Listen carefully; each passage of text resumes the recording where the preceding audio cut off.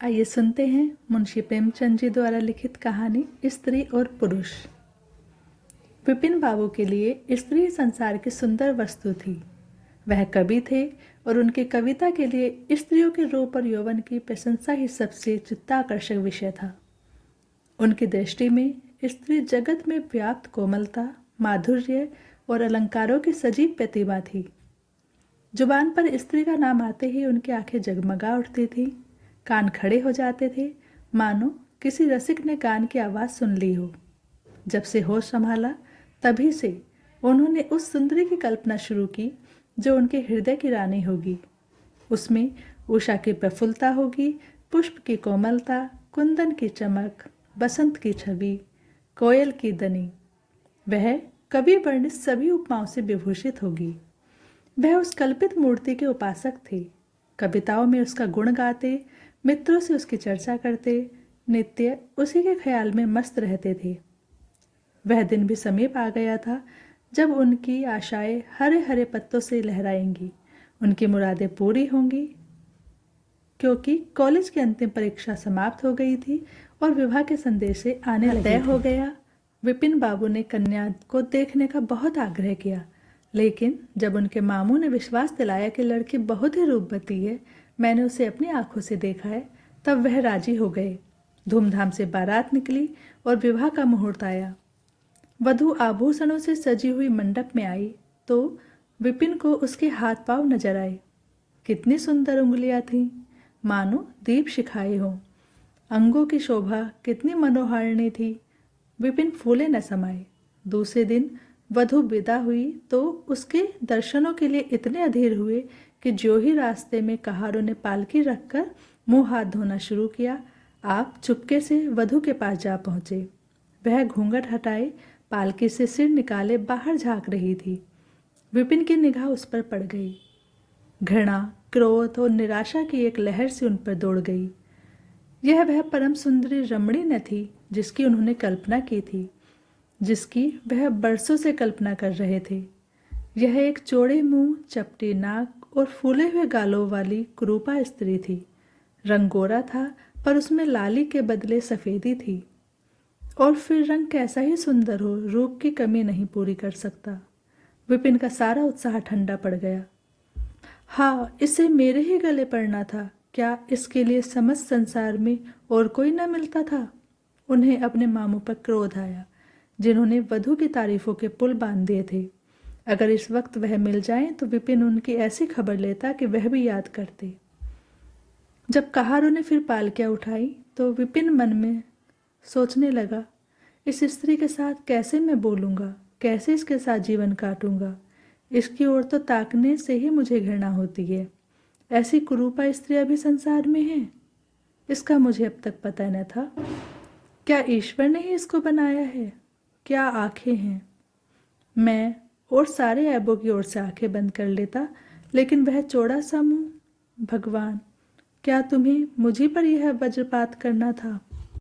विपिन को अपना जीवन नरक सा जान पड़ता था। वह अपने मामू से लड़ा, ससुर को लंबा खर्रा लिखकर फटकारा, माँ बाप से हुज्जत की, और जब इससे शांति न हुई तो वह कहीं जाने की बात सोचने लगा। आशा पर उसे दया अवश्य आती थी। वह अपने को समझाता कि इसमें उस बेचारी का क्या दोष है। उसने जबरदस्ती तो मुझसे विवाह नहीं किया, लेकिन यह दया और यह विचार उस घृणा को न जीत सकता था जो आशा को देखते ही उसके रोम रोम में व्याप्त हो जाती थी। आशा अपने अच्छे से अच्छे कपड़े पहनती, तरह तरह से बाल संवारती, घंटों आईने के सामने खड़ी होकर अपना श्रृंगार करती, लेकिन विपिन को यह सुतुरगमजा से मालूम होती। वह दिल से चाहती थी कि उन्हें प्रसन्न करूं, उनकी सेवा के लिए अवसर खोजा करती थी, लेकिन विपिन उससे भागा भागा फिरता था। अगर कभी भेंट हो भी जाती तो कुछ ऐसी चली कटी बातें करने लगता कि आशा रोती हुई वहां से चली जाती। सबसे बुरी बात यह थी कि उसका चरित्र भ्रष्ट होने लगा। वह यह भूल जाने की चेष्टा करने लगा कि मेरा विवाह हो गया है। कई कई दिनों तक आशा को उसके दर्शन भी न होते। वह उसके कह कहे की आवाज़ें बाहर से आती हुई सुनती। झरोखे से देखती कि वह दोस्तों के गले में हाथ डाले सैर करने जा रहे हैं और तड़प कर रह जाती। एक दिन खाना खाते समय उसने कहा, अब तो आपके दर्शन ही नहीं होते, क्या मेरे कारण घर छोड़ दीजिएगा? विपिन ने मुंह फेर कर कहा, घर ही पर तो रहता हूँ, आजकल जरा नौकरी की तलाश है, इसलिए दौड़ धूप ज़्यादा करनी पड़ती है। आशा, किसी डॉक्टर से मेरी सूरत क्यों नहीं बनवा देते? सुनती हूँ आजकल सूरत बनाने वाले डॉक्टर पैदा हुए हैं। विपिन, क्यों नाहक चढ़ाती हो? यहाँ तुम्हें किसने बुलाया था? आशा, आखिर इस मर्ज की दवा कौन करेगा? विपिन, इस मर्ज की दवा नहीं है, जो काम ईश्वर से न करते बना उसे आदमी क्या बना सकता है? आशा, यह तो तुम ही सोचो कि ईश्वर की भूल के लिए मुझे दंड दे रहे हो। संसार में कौन ऐसा आदमी है जिसे अच्छी सूरत बुरी लगती हो? लेकिन तुमने किसी मर्द को केवल रूपहीन होने के कारण गंवारा रहते देखा है? रूपहीन लड़कियां भी माँ बाप के घर नहीं बैठी रहती, किसी न किसी तरह उनका विवाह हो ही जाता है। उसका पति उन पर प्राण न देता हो, लेकिन दूध की मक्खी की तरह नहीं समझता। विपिन ने झुंझलाकर कहा, क्यों नाहक सिर खाती हो? मैं तुमसे बहस तो नहीं कर रहा हूँ, दिल पर जोर नहीं किया जा सकता, न दलीलों का उस पर कोई असर पड़ सकता है। मैं तुम्हें कुछ कहता तो नहीं हूँ, फिर तुम क्यों मुझसे हुज्जत करती हो? आशा, यह झिड़की सुनकर चली गई। उसे मालूम हो गया कि इन्होंने मेरी ओर से सदा के लिए हृदय कठोर कर लिया है। विनीत तो रोज सैर सपाटे करते, कभी कभी रात गायब रहते। इधर आशा चिंता और नैराश्य से घुलते घुलते बीमार पड़ गई, लेकिन विपिन भूलकर भी उसे देखने न आता। सेवा करना तो दूर रहा, इतना ही नहीं वह दिल में मनाता था कि वह मर जाती तो गला छूटता, अब की खूब देखभाल कर अपनी पसंद का विवाह करता। अब वह और भी खुला खेला। पहले आशा से कुछ दबता था, कम से कम उसे यह धड़का लगा रहता था कि कोई मेरी चाल ढाल पर निगाह रखने वाला भी है। अब वह धड़का छूट गया। कुवासनाओं में ऐसा लिप्त हो गया कि मर्दाने कमरे में ही जमघट होने लगे। लेकिन विषय भोग में धन का ही सर्वनाश नहीं होता, इससे कहीं अधिक बुद्धि और बल का सर्वनाश होता है। विपिन का चेहरा पीला पड़ने लगा, देह भी क्षीण होने लगी, पसलियों की हड्डियां निकल आईं, आंखों के इर्द गिर्द गड्ढे पड़ गए। अब वह पहले से कहीं ज़्यादा शौक करता, नित्य तेल लगाता, बाल बनवाता, कपड़े बदलता, किंतु मुख पर कांति न थी। रंग रोगन से क्या हो सकता? एक दिन आशा बरामदे में चारपाई पर लेटी हुई थी। इधर हफ्तों से उसने विपिन को न देखा था। उन्हें देखने की इच्छा हुई। उसे भय था कि वह न आएंगे, फिर भी वह मन को न रोक सकी। विपिन को बुला भेजा। विपिन को भी उस पर कुछ दया आ गई, आकर सामने खड़े हो गए। आशा ने उनके मुंह की ओर देखा तो चौंक पड़ी। वह इतने दुर्बल हो गए थे कि पहचानना मुश्किल था। बोली, क्या तुम भी बीमार हो क्या? तुम तो मुझसे भी ज़्यादा घुल गए हो। विपिन, जिंदगी में रखा ही क्या है जिसके लिए जीने की फिक्र करूं? आशा, जीने की फिक्र न करने से कोई इतना दुबला नहीं हो जाता। तुम अपनी कोई दवा क्यों नहीं करते? यह कहकर उसने विपिन का दाहिना हाथ पकड़कर अपनी चारपाई पर बिठा लिया। विपिन ने भी हाथ छुड़ाने की चेष्टा न की। उनके स्वभाव में इस समय एक विचित्र नम्रता थी जो आशा ने कभी न देखी थी। बातों से भी निराशा टपकती थी, अक्कड़पन था, क्रोध की गंध भी न थी। आशा को ऐसा मालूम हुआ कि उनकी आंखों में आंसू भरे हुए हैं।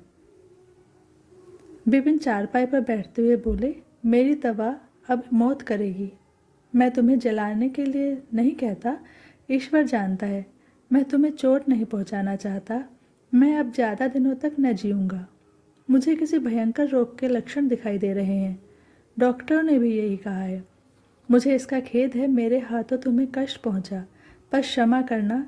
कभी कभी बैठे बैठे मेरा दिल डूब जाता है, मूर्छा सी आ जाती है।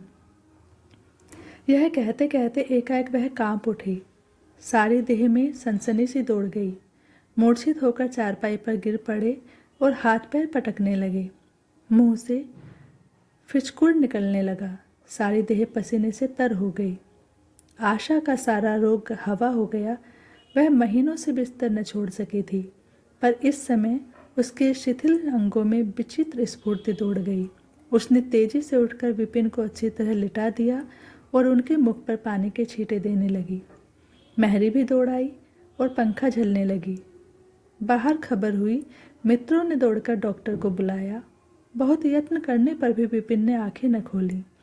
संध्या होते होते उनका मुंह टेढ़ा हो गया और बायां अंग शून्य पड़ गया।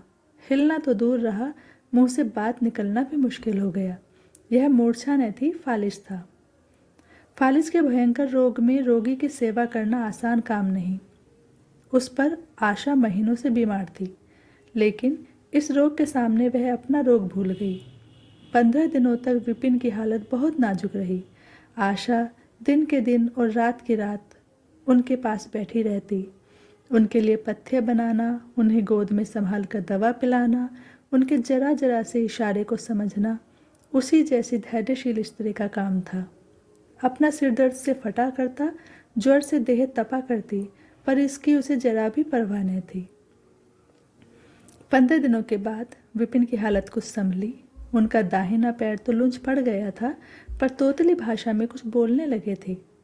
सबसे बुरी गत उनके सुंदर मुख की हुई थी। वह इतना टेढ़ा हो गया था कि जैसे कोई रबड़ के खिलौने को खींचकर बढ़ा दे। बैटरी की मदद से जरा देर के लिए बैठ या खड़े हो जाते, लेकिन चलने फिरने की ताकत न थी। एक दिन लेटे लेटे उन्हें क्या जाने ख्याल आया, आईना उठाकर अपना मुंह देखने लगे। ऐसा क्रूप आदमी उन्होंने कभी न देखा था। आहिस्ता से बोले, आशा, ईश्वर ने मुझे गरूर की सजा दे दी। वास्तव में यह उसी बुराई का बदला है जो मैंने तुम्हारे साथ की। अब तुम अगर मेरा मुंह देखकर घृणा से मुंह फेर लो तो मुझे तुमसे जरा भी शिकायत न होगी। मैं चाहता हूँ कि तुम मुझसे उस दुर्व्यवहार का बदला लो जो मैंने तुम्हारे साथ किए हैं। आशा ने पति की ओर कोमल भाव से देखकर कहा, मैं तो आपको अब भी उसी निगाह से देखती हूँ। मुझे तो आप में कोई अंतर दिखाई नहीं देता। विपिन, वाह, बंदर का समूह हो गया है। तुम कहती हो कोई अंतर ही नहीं। मैं तो अब कभी बाहर न निकलूंगा। ईश्वर ने मुझे सचमुच दंड दिया। बहुत यत्न किए गए, पर विपिन का मुंह सीधा न हुआ। मुंह का बायां भाग इतना टेढ़ा हो गया था कि चेहरा देखकर डर मालूम होता था। हाँ, पैरों में इतनी शक्ति आ गई थी कि अब चलने फिरने लगे। आशा ने पति की बीमारी में देवी की मनौती की थी। आज उसी पूजा का उत्सव था। मोहल्ले की स्त्रियां बनाव श्रृंगार किए जमा थीं। गाना बजाना हो रहा था। एक सहेली ने पूछा, क्यों आशा, अब तो तुम्हें उनका मुंह जरा भी अच्छा न लगता होगा। आशा ने गंभीर होकर कहा, मुझे तो पहले से कहीं अच्छा मालूम होता है। चलो बातें बनाती हो। नहीं बहन, सच कहती हूँ। रूप के बदले मुझे उनकी आत्मा मिल गई जो रूप से कहीं बढ़कर है। विपिन कमरे में बैठे हुए थे। कई मित्र जमा थे। ताश हो रहा था। कमरे में एक खिड़की थी जो आंगन में खुलती थी। इस वक्त वह बंद थी। एक मित्र ने चुपके से उसे खोल दिया और शीशे से झांककर विपिन से कहा, आज तो तुम्हारे यहाँ परियों का अच्छा जमघट है। विपिन, बंद कर दो। अजी, जरा देखो तो कैसी कैसी सूरतें हैं। तुम्हें इन सबों में कौन सबसे अच्छी मालूम होती है। विपिन ने उड़ती हुई नजरों से देखकर कहा, मुझे तो वही सबसे अच्छी मालूम होती है जो थाल में फूल रख रही है। वाह रे आपकी निगाह, क्या सूरत के साथ तुम्हारी निगाह भी बिगड़ गई। मुझे तो वह सबसे बदसूरत मालूम होती है, इसलिए कि तुम उसकी सूरत देखते हो और मैं उसकी आत्मा देखता हूँ। अच्छा, यही मिसेज विपिन हैं। जी हाँ, यह वही देवी हैं। वीडियो पसंद आए तो लाइक, शेयर और सब्सक्राइब ज़रूर करें।